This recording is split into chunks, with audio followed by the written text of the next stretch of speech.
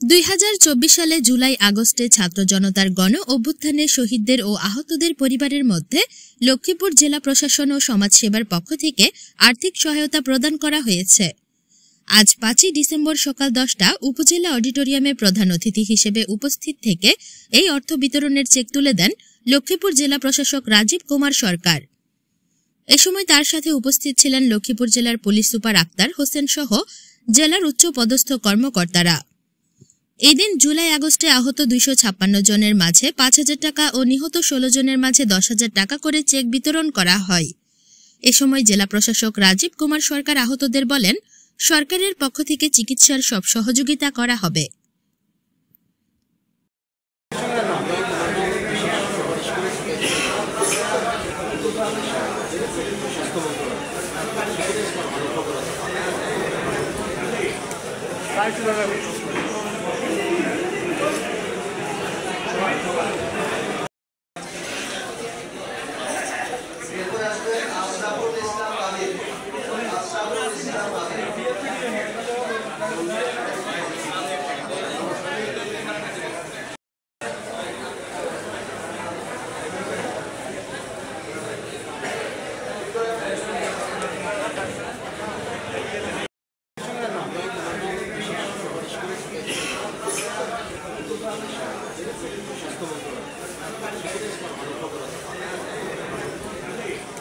Thank